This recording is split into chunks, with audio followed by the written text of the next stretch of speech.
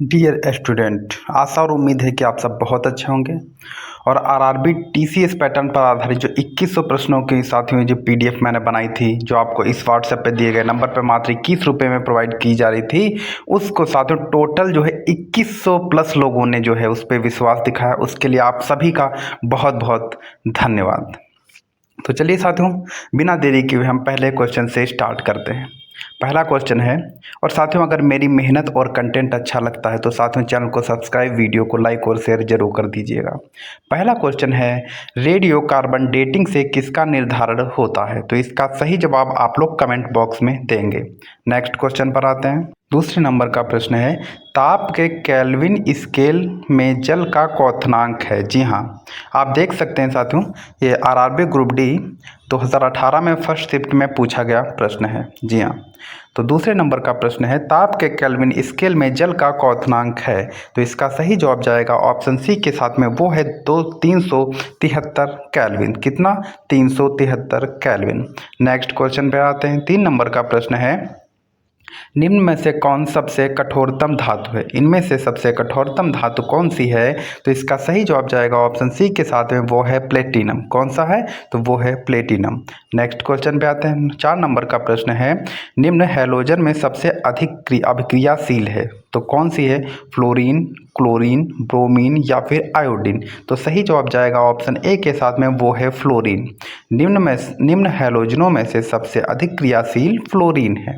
Next question पे आते हैं। 5 नंबर का प्रश्न है, बॉक्साइट का रासायनिक नाम क्या है? जी हाँ, बॉक्साइट का रासायनिक नाम क्या है? तो बॉक्साइट का रासायनिक नाम है हाइड्रेटेड एल्युमिनियम ऑक्साइड। ये बॉक्साइट का रासायनिक नाम है। 2025 में जो है एएलपी में यह पूछा गया प्रश्न है। तो साथियों आप ये मान के चलिए आरआरबी ग्रुप डी में आने की प्रबल संभावना है।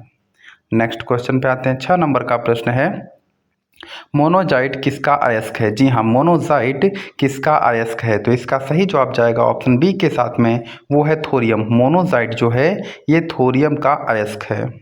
7 नंबर का प्रश्न है, कौन सी अधातु कमरे के तापमान पर द्रव अवस्था में पाई जाती है? ब्रोमीन, क्लोरीन, हीलियम या फिर फास्फोरस?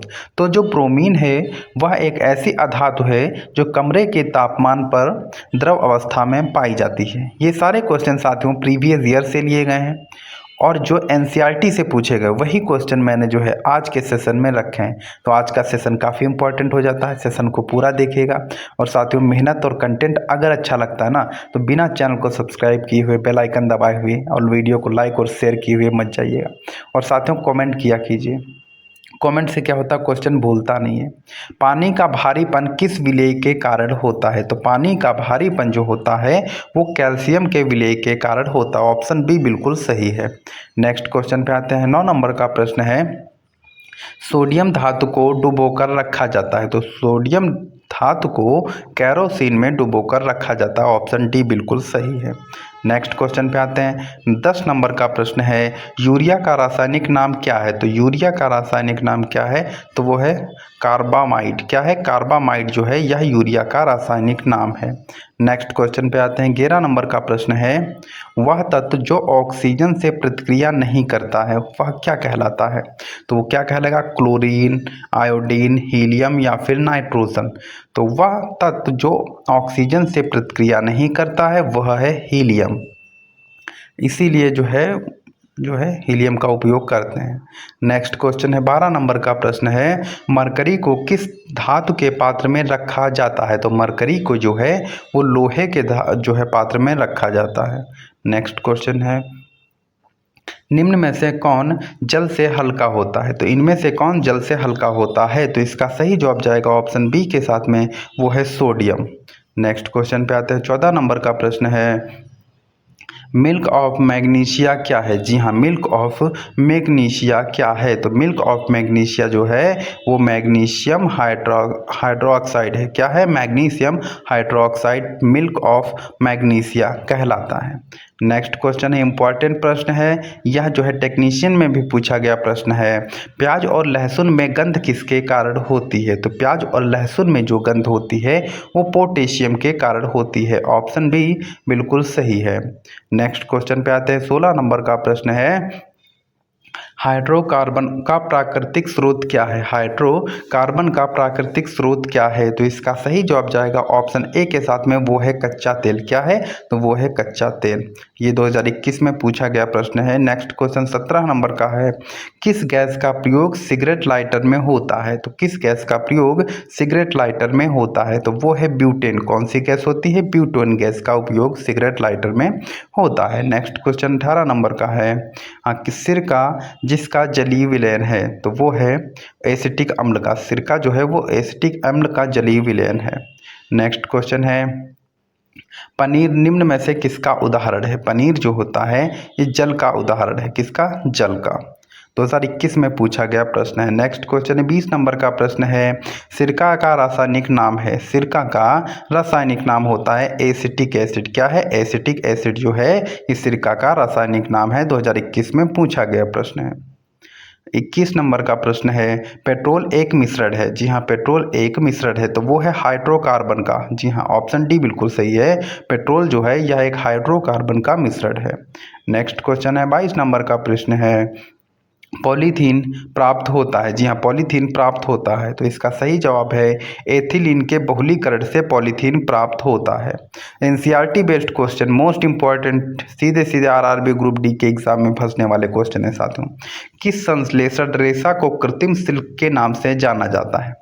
कॉटन, रेयॉन, टेरिलिन या फिर नॉयलॉन? तो इसका सही जवाब जाएगा ऑप्शन बी के साथ में, वो है रेयॉन। क्या है? ऑप्शन बी बिल्कुल सही है।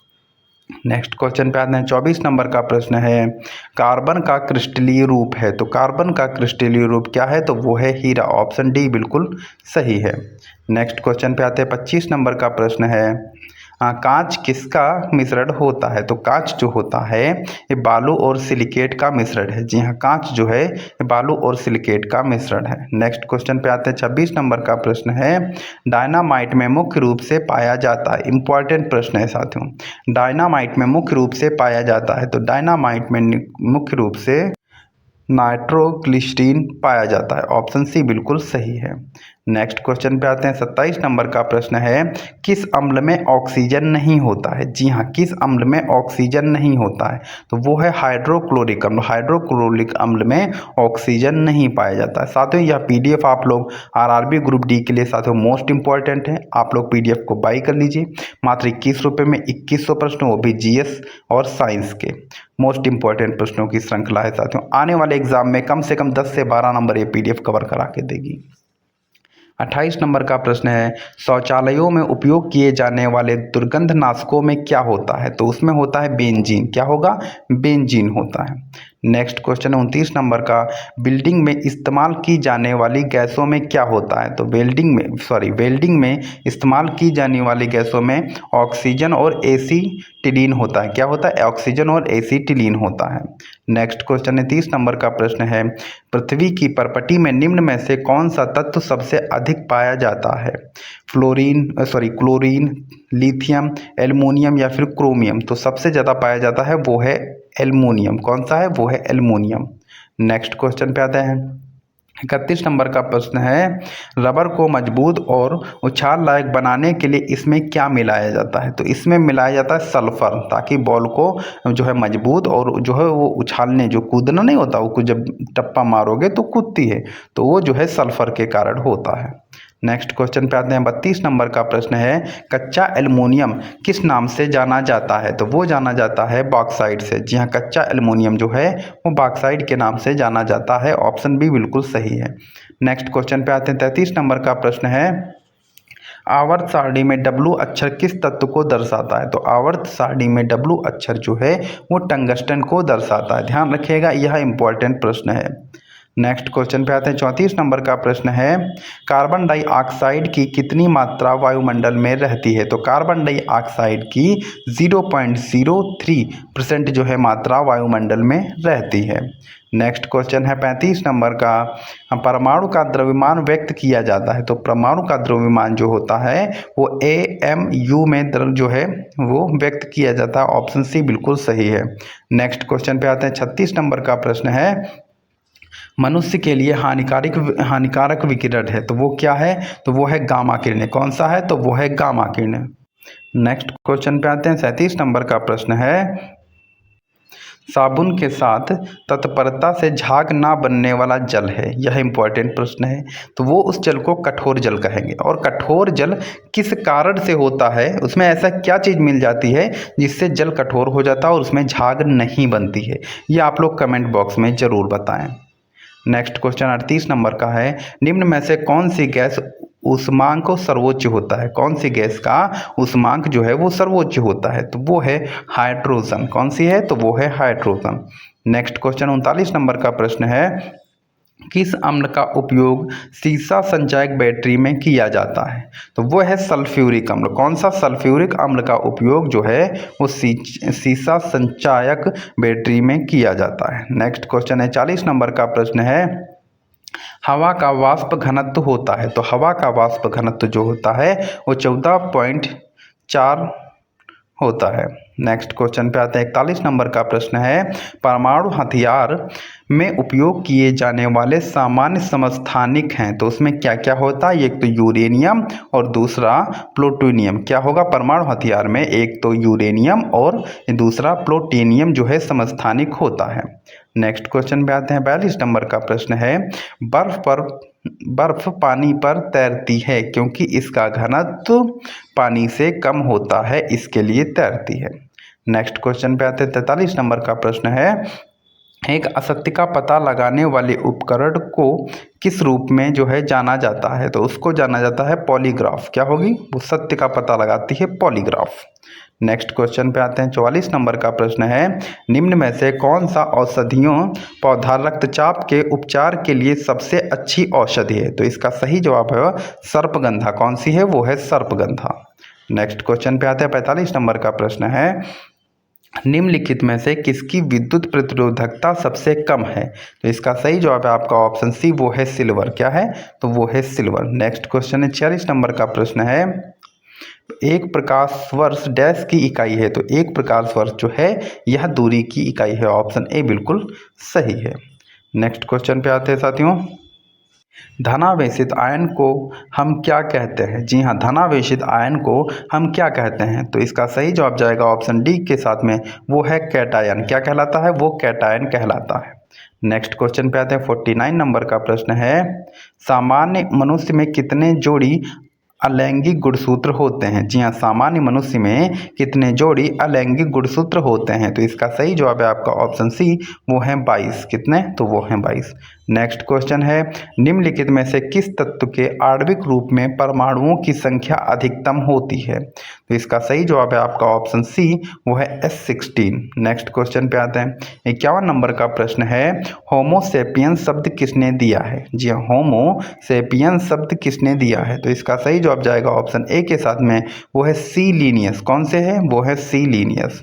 तो साथियों, आज का सेशन अगर हमारा अच्छा लगा है तो चैनल को सब्सक्राइब, वीडियो को लाइक और शेयर जरूर कर दीजिएगा।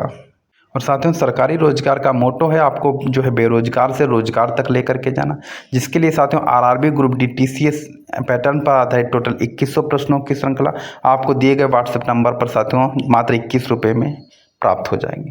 ये पीडीएफ साथियों कम से कम 10 से 12 नंबर कवर कराने की क्षमता रखती है साथियों। तो आप लोग पीडीएफ लीजिए और इसका रिवीजन कीजिए। सफलता का एक ही मूल मंत्र है, वो है रिवीजन। तो ज़्यादा से ज़्यादा रिवीजन कीजिए और साथियों अपना प्यार यूं ही बनाए रखें। धन्यवाद। जय हिंद।